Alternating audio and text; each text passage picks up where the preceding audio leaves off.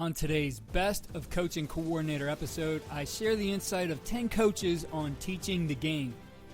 Teaching and learning are something I continue to study because I feel it is such an important part of our profession, and it's what makes our schemes and diagrams come to life. Or as Coach Bob Wylie has reminded us plenty of times on the podcast, as the great Paul Brown used to say, it is about getting it from the chalkboard to the grass. So let's start with a philosophy. Before I became a head coach, I started to organize my thoughts and beliefs to develop my own coaching philosophy. And rather than recreate the wheel, I used my research and adapted the beliefs of great coaches that meshed with mine. One of the philosophies I included in my coach's manual was something that Joe Paterno wrote. A coach, above all other duties, is a teacher. Coaches have the same obligation as teachers, except that we may have more moral and life-shaping influence over our players than anyone else outside of their families. When a player comes from a family that is not strong, our influence may become foremost. The best teacher is not only the person who has the most knowledge, but the one who has his knowledge best organized and knows how to state it in different ways. If a student doesn't get it when you teach it one way, you've got to teach it another way. Another important rule is that a coach must not waste his players' time. Each coach has to have his area of practice organized for maximum efficiency.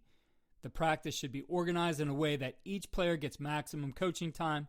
Players learn by doing, so it's important to coach on the run rather than stopping progress to correct one individual. We must not waste a moment. Time is our enemy. So there's other things that coach included, but at the heart of coaching is teaching were those things that I shared there. And so today we kick off things with DJ Eliot, who is the defensive coordinator now at Temple. And in this segment, he addresses that idea of time is our enemy. And as DJ calls it, it's a race against time. He shares all the details that they put together, how they coach it, and how language comes into play in this segment. Well, the first thing that you need to understand is that players don't do what you tell them to do. They do what you train them to do. And you need to define every skill that a player needs for every call or for every situation. And as a defensive staff, we put together the playbook, then we put together what's called our position pages. And within our position pages, we sit down with every call and every situation, and we write down every skill that that player needs to be successful. And then once you define the skill, you need to have a drill that fits that skill. So then once we have all our skills defined, we go through and we develop a drill that fits every skill. We make sure that we have a drill that accurately fits every skill. But the most important piece, like you mentioned, is the time.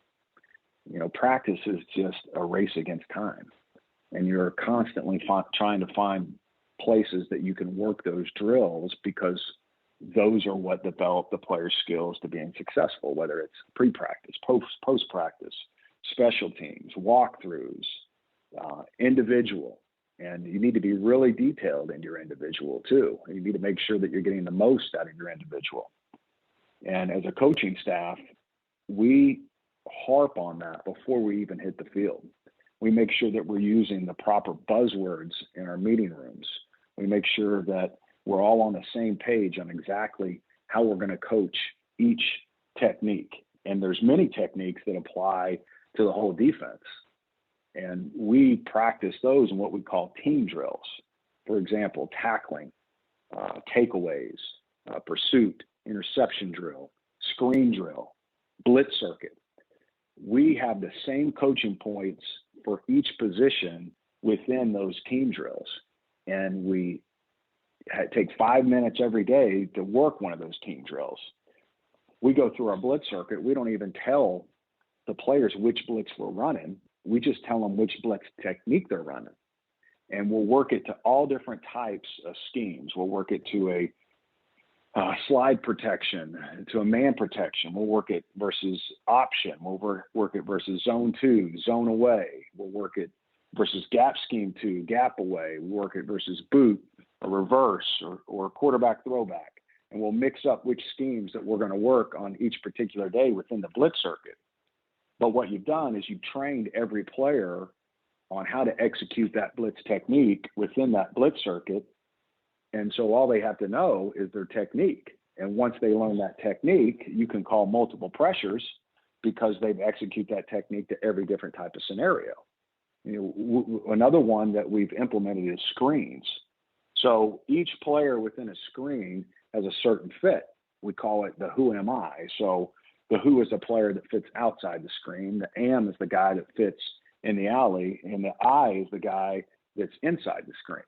And so we have a drill to where we run a screen and we put each player in a different position and they just know where they fit within that scheme, that screen. They don't have to know the scheme. They don't have to know, am I a linebacker or am I a DB right now? They just have to know where they fit on that screen. And that's a team drill. And same thing in tackling. We coach all the exact same buzzwords in techniques and drills and tackling so that the entire defense understands that. We really harp on player development within practice. And player development, like I said, is a race against time. When we sit down after practice and we watch video, we don't criticize a player for making a mistake on something that we told him to do. We criticize a player for making a mistake on something that we trained him to do. So if he makes a mistake and we haven't drilled it, it's not necessarily the player's fault. It's our fault as coaches. Because, again, players don't do what you tell them to do. They do what you train them to do. And so we really stay organized and we really put an emphasis on making sure that everything that we're teaching a player is being drilled so that it's muscle memory and so that the player has been put in that situation as multiple times as possible within a drill, not just in a team setting, within a drill, so that he can be successful. Defensive passing game coordinator and defensive backs coach for the Cleveland Browns, Jeff Howard, understands how important it is to get inside your players' shoes and understand things from their perspective, and he builds his teaching around that idea. He shares his insight here. I think it's so much more than scheme. Being intentional with your actions, giving those guys a voice, coaches and players, making sure the vibe of the room in my room isn't like dictator, like talking down to you, probably the way that we were taught to as we were growing up, but it's more kind of being inclusive, like trying to have a conversation. Ultimately, at the end of the day, I'm not on the field. My guys are on the field. So I need them to be able to own all the information that I'm giving to them. And to do that, we need to conversate. They need to be able to process it, but I need to know that they understand it. And so if they can have those things in their mind in the classroom, then I think you can be able to go out on the field and get them accomplished. But teaching is so infinitely important, but teaching isn't just, hey, here's the information, you digest it. It's how can I find ways to help you digest that information? How can I package it? How can I organize it? How can I communicate it in a way that you can effectively put it in your mind and be able to go out there and execute it? So empathy, something else. I think being able to coach with your players' perspective in mind, especially when they're out on the field, is so important. Like go through the process of, okay, where's my alignment? Where are my eyes? And then what are the reactions that I'm supposed to meet? And then how do you fit amongst the other players? Like in the back end, we got 5 guys playing on the field the majority of the time, maybe 6. How do those pieces work together? How does one position see, a route one way? Does that work with how the other players seeing that route as well? But being able to work as a cohesive unit, I think, it starts in the classroom and it starts with that culture and it starts with having a room that, guys that we're having those conversations. I think that's important to that. Dan Carrel is now the defensive coordinator for the USFL Michigan Panthers. Earlier in his career, he spent time at The Ohio State University and was impacted by how they taught the game there. Something that he learned in teacher education is that you create things with a backward design, beginning with the end in mind and then looking at everything you need to do in that process along the way. He explains the backward design here. If you ask me to list out like the 10 things that are the most important to me or in coaching, and one of the things that I think about every day in coaching and building practice plans and game plans and meetings is something I learned in college as a teacher in education to become a teacher, become a health teacher. And that's backward design. And a lot of people, it's got a lot of different terms, but like start with the end in mind, right? Know where you got to get to, right? And that's what they teach you in college, like about how to build a lesson plan. It's called backward design. Here are the goals and the objectives you have to hit with this lesson. Now from there, how do we walk it back and how do we get there? How do we get from point A? That's point B. Now walk it back to point A and then teach it from A to B. And I think that's just such a simple concept, and everybody that's listening to this will probably be like, yeah, of course. But like, if you really evaluate how you're teaching things and how you're coaching things, are you really setting exact goals and objectives for what you got to get done and then walking it back?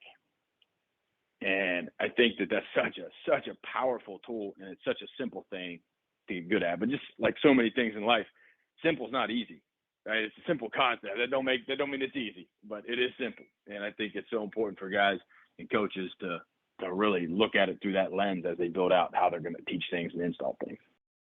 John Tomlinson, offensive coordinator for the USFL Pittsburgh Maulers, shares his cues and processes that he puts together to get the most out of his teaching and making sure that his quarterbacks learn in the best way. He refers to his process as visual repetitiveness. He explains it here.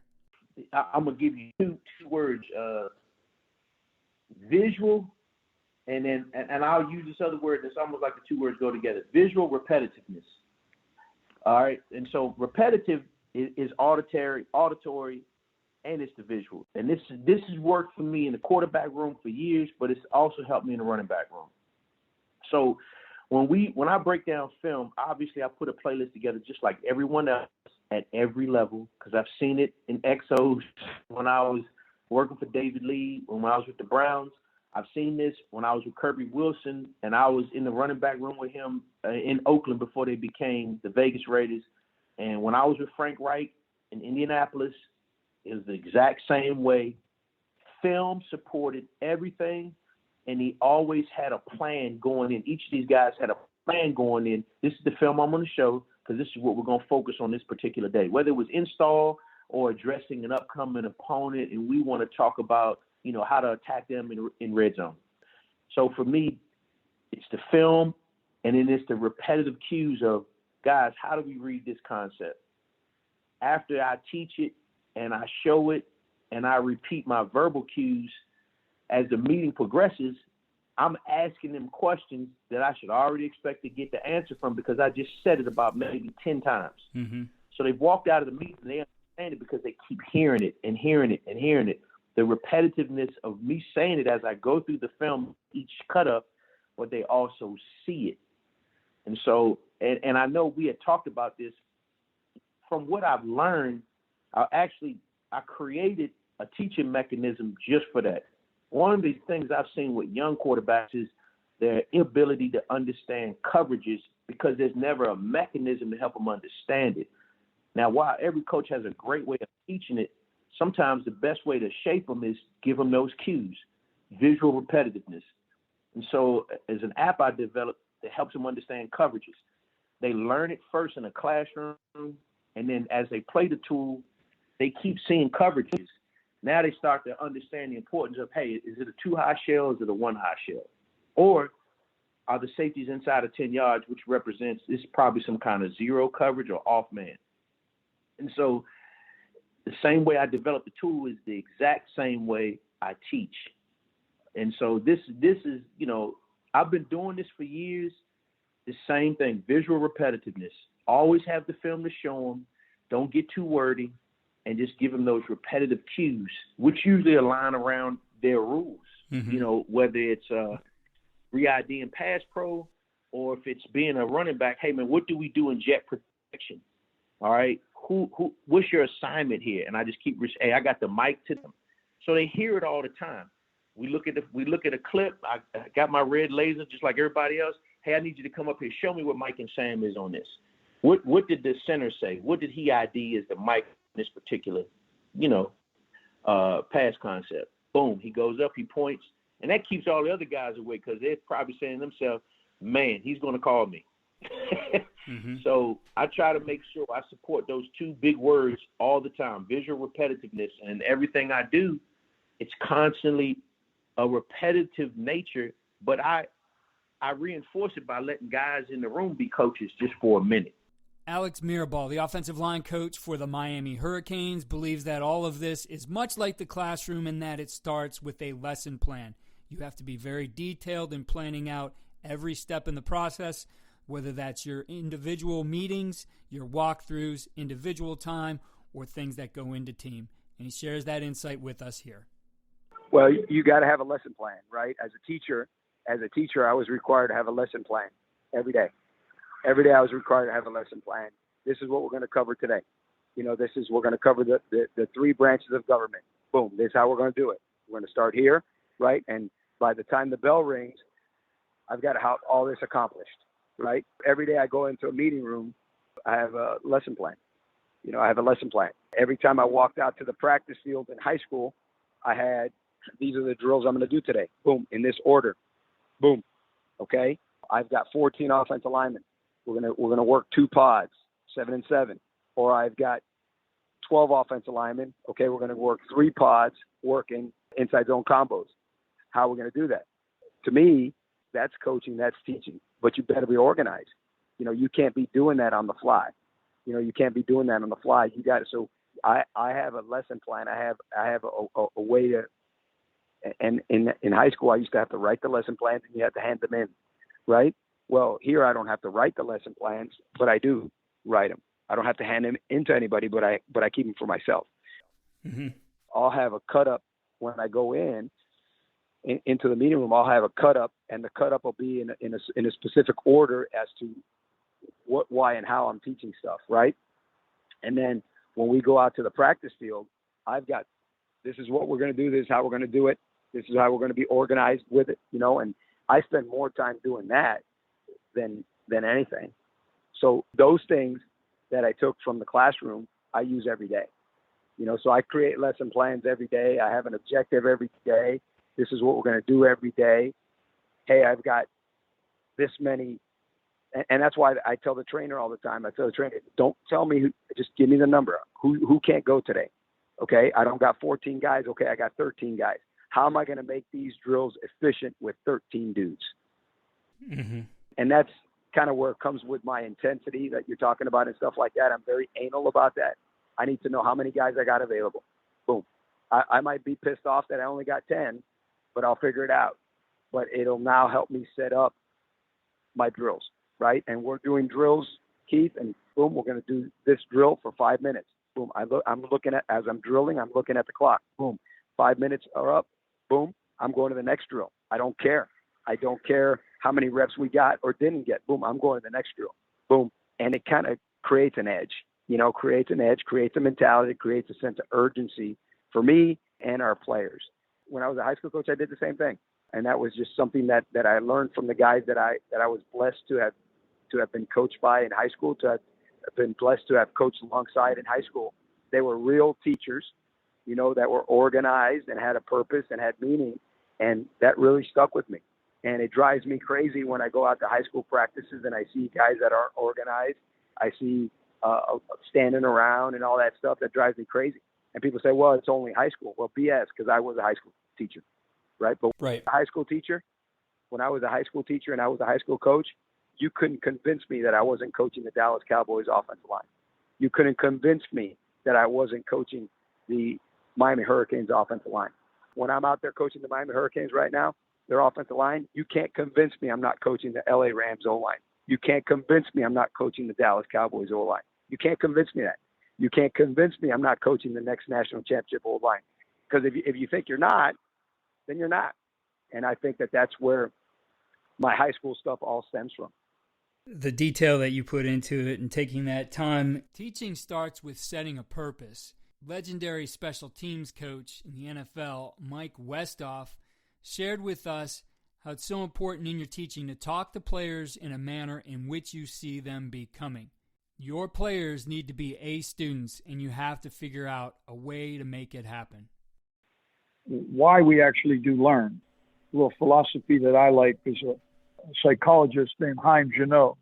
Chaim Janot was a Israeli, and he dealt mostly with children.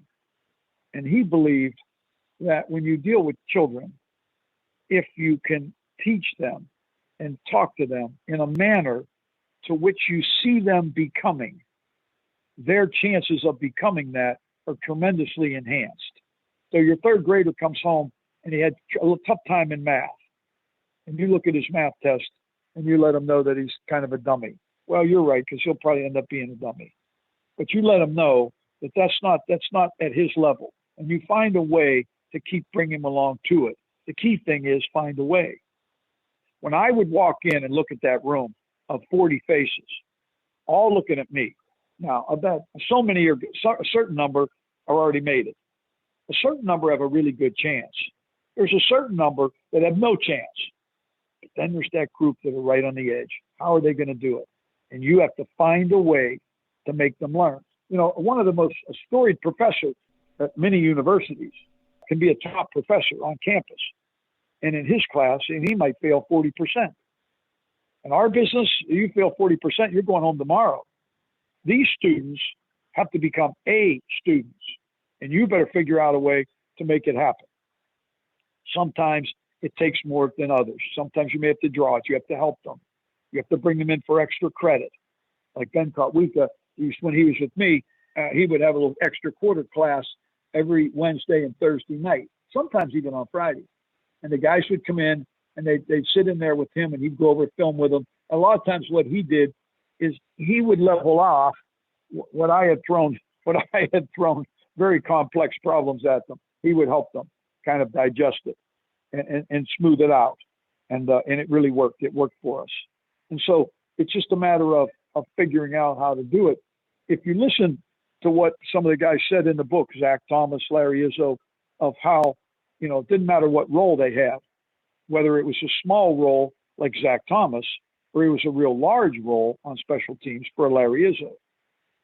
A job worth having is a job worth doing well. And the one thing you as a coach have to always be prepared for, and I learned this very accidentally from Bear Bryant. And I won't describe the whole thing. I'm going to make you buy the book to get that. But very accidentally, I'm with him in Tuscaloosa, and we're actually walking into campus. And he gets tired, and he asks if he's getting old at this time. And, he didn't live too much longer. And he was just such a gentleman. But anyway, we sat down on a curb to take a rest. It was a hot summer July. And he's sitting there, and he's wiping his brow. And he said, Coach, I'm going to give you 2 pieces of advice. He said, don't be afraid to change. He said, there's some things I should have changed on earlier than I did. He said, don't be afraid to change. The one thing we as coaches, sometimes we love what we're doing so much that that's the only thing we're looking at. And we're not looking at who's doing it and how it's being done. We're only looking at what it is. That's not the way to do it. Don't be afraid to change. I used that as a mantra for my entire career. I would change in a minute. If I saw something I liked, someone else was doing better, I'd change it. It might just be a wrinkle. It might be one guy, but don't be afraid to do that. Have that flexibility in every single thing that you do, that you're not afraid to change. That was so very important for me. In the coaching profession, being efficient with language is such an important part of teaching, and being able to do things efficiently while getting our players to perform to their maximum potential and learn along the way. And in this segment, the special teams coordinator for the Montreal Alouettes, Jeff Reinbold, explains how to use language efficiently to get the most out of your coaching time. Then I meet this guy named Greg Newhouse, and Greg was later became the defense coordinator at Hawaii. He was defense coordinator in New Mexico. He coached in the pros for a number of years, was at Oregon State, all over the place. And he was a DB coach, and I was a DB as a player, and then so started my coaching career that way. And he was so freaking good at the fundamentals. And he used to say, you know what your job is? And Greg was like out there, like way out there, right? And he would say, you know what your job is, the D coach? I said, no, Greg, what is it? He goes, to make your players more efficient movers. Now that is like, and this is like back in the 80s, right? Late 80s.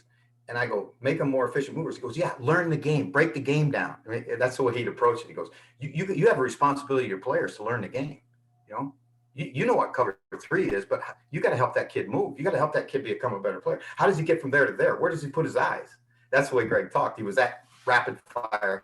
And and I thought to myself, wow. And then I meet Frank Gans later on in my career, and it reaffirms everything I'd ever thought. Because here's a guy that talks about 6-inch rising blow, inside gap and depth, vertical set, 2-step redirect. I mean, Frank has the game like condensed into this language, like this incredible language, which is, again, one of the things that I think great coaches have is I know this for a fact. You can come to my special teams meeting, and you could go to Tom Yeahe's special teams meeting with the New York Giants. And if you don't know anything else, but a kid from the Giants could come to us and they know exactly what we're saying because it's the same language. It's the language that Frank taught us, right? And it's small. It's not soliloquies. It's very short, very concise, very descriptive terms, right? And so I almost had to learn how to speak in this business, right? Yeah. Because what most coaches are going to do is you're going to talk way too much, and the athletes are going to stand there, especially on the field where it has to go fast. You have to be able to. You have to have a thing. What is one word? If one word can do it, why say 7? Because he's going to tune you out at 3, right? And so all of those things were parts of that whole growth process. Seeing things on the board, seeing them in video, telling players how to do certain things is part of the process. But more than anything, they need to feel it. Coach Eddie Morrissey, the offensive line coach for Marshall, shares how he gets his players to feel their technique in this segment. There's a bunch of different ways to learn the game, and guys learn differently. Some guys are going to learn by you putting it in a playbook, you putting in some notes, and can learn that way. Some guys can learn it just by watching it on the video. But I think ultimately the guys, whether you learn it on the board or you learn it through the video, you then have to go through, and you already hit on it with the individual and the fundamentals, right? So how do you do that? You got to feel it. So what does that mean? All right, let's say we're working just nothing really crazy, but a typical combo, let's say a backside combo. Okay, how are you doing this? All right, here are my steps. Great. Maybe those steps aren't great for one guy, but they're great for the other. So have a couple different ways to do it, but get them in so they can fit in. They can feel it. It doesn't even have to be on the field. It can be right in your meeting room. To me, the meeting room is, okay, here's the playbook page. Here's, the diagram. All right. I do some stuff on the board, to be honest, but now with technology, I'm sitting here right now and I have a play pulled up in front of me and I'm using my mouse as a telestrator. To me, it's so much faster. Like if I'm on the board, I got to draw up the formation, I got to draw up the defense, and then I draw up the blocking scheme. Good, I erase it. Now I got to put it back up. Or you have that, picture on the board. To me, I'm just so much faster with the telestrator. So let's go through the playbook page. Let's watch it on the video. Great. Everybody got it? Awesome. All right, now let's turn the O-line room into a lab. What's that mean? All right, so you've seen it. We've talked about it. Now let's get up so we can go through. And I just want you to fit in. I show you how to do it and then different ways to do it. Meaning one guy may get into a double team a certain way. Another guy may get into it a different way. Another guy may have an idea. And at the end of the day, it really doesn't matter as long as the block or the technique is executed. But like you already hit on, so many guys are great on the board. I've sat with some guys that are great on the board, and then I watch their practice, and I'm like, wow, well, that practice was terrible. There was no fundamentals. I don't think they're a great teacher. And you may know everything, but how do you get that across to your guys? How do you get them to perform at a high level? And it all comes back to being confident. They may know it mentally. Now they got to know it physically, and things change. So I just gave you the example of a double team. All right, that's double team against a stationary guy. Now let's say when he moves or he goes that way or he's not there and another guy's that, you know what I mean? So you got to have that, like, it's got to be fast. It's got to be ingrained. It's got to be second nature. In order to do that, you have to be able to see it, and then you have to be able to not just walk through it. You got to feel it. Every technique, whether it's a backside combo, whatever that is, that was just one example. It can be a pull. It can be a base block. It can be a pass set. All those things are great. You got to feel it. Just like in any academic class, it's important to make sure your players understand things. And Matt Carrel, who now is an analyst for the Ohio State Buckeyes, talks about how he ends his meetings in checking for understanding of his players and how that impacts their learning. Okay, so they've gone through the entire meeting, all right? And again, we're still in our culture meeting, and then we're about to ask our guys questions. So in order to leave the room, they have to answer a series of questions, okay? Now, if I asked a question to an entire room and I said, Keith, how many minutes of hell does our defense play? Only Keith would probably be thinking of the answer because I've called him out, right? Everybody else is saying, whoo, okay, I don't have to answer the question in front of my peers, right? We flipped that order, okay? So, and many of you guys may already do this, but I think this is critical, okay? And they can use their notes, okay? And the whole point of these questions, so they're taking notes, right? So then they can look at them and go back and review. We would say, how many minutes of hell does our defense play? Just like this. So the question goes first to everybody in the room. So everybody has thought of it. And then, as you saw as it came up, right? Boom, here's the picture of the player, or you're calling on the player. He then is standing up and he has to communicate and articulate in front of his peers. I think that is critically important to do that. You see how your guys respond to pressure in those situations. And then you also get to know what your guys know in that moment, right? So Christian Hood would say 60 minutes, okay? If his answer is correct, I'll say give him 1.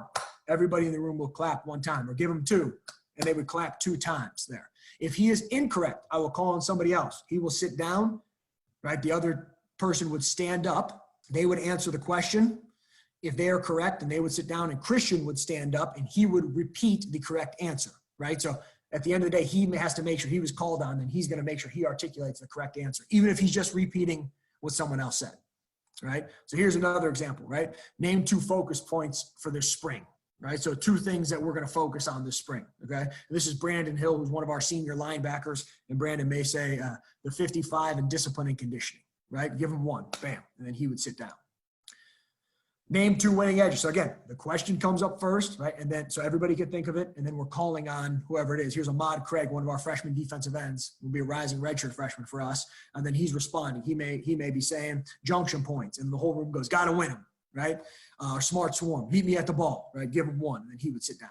What's the expectation for getting on and off the field, right? So here's a mid-year freshman for us, Aeneas Peebles, who's defensive tackle, right? So in day 1, page 1, he's responding, and we're running on and off the field. So I know that those guys all know what the expectations are. And this may just be, right, the focus points of whatever you want to make sure as a coordinator or position coach is getting through to your guys, right? You can't emphasize everything, but whatever you want to emphasize, you can.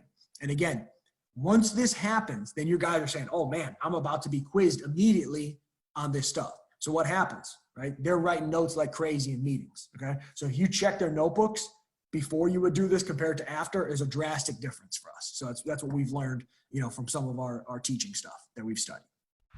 Learning of football can also include a written test.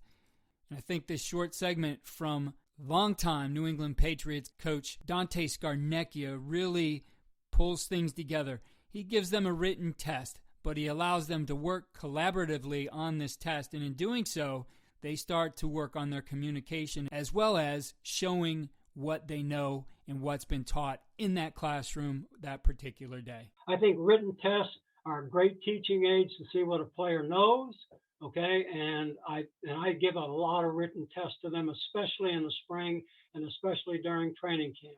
And a lot of times I'll give them all the tests and I'll say, hey, look, you guys got 20 minutes to get this done. Okay, I want them all done in 20 minutes, but it can be collaborative. That is to say, you can talk about each question amongst yourselves. What greater way to get guys to communicate how to get things done? And believe me, your best players will be the ones that'll take over the room at that point. Well, your best players are guys that are going to be playing, and a lot of times they're going to be carrying guys that aren't as good mentally along with them. So, it gives them a forum to open up on themselves and keep everybody on the same page relative to the system that you're trying to teach. The other thing I would say is the test questions can be asked in either words or diagrams. To me, they're both perfect, okay? So, if it's a 2-word answer, great, 2 blank spaces. Or if it's a diagram, show me the blocking for this, 64 protection, 3-by-1 formation against this blitz, okay? And then, most importantly, it's they're great ways to get people to understand your call systems. But you have to call every block for this run, okay? And if it's not a collaborative test, that means that your center's got to know what the guard tackle call is, or the right tackle's got to know what the backside call is, on and on and on. But the more you put all those things down, the more you learn them, and the better you ingrain everybody into your system and way of doing things. There you have it. Insight from 10 coaches on coaching is teaching. It's such an important part of our game. I hope you took away some things from this. There are plenty of these things throughout the podcast. We talk about this all the time, but these were 10 of the ideas that really stuck out to me. I appreciate all the coaches who join us on the podcast and share their insight and make us better in this game. Make sure to follow all we're doing at coachandcoordinator.com and follow me on Twitter at Coach K. Grabowski.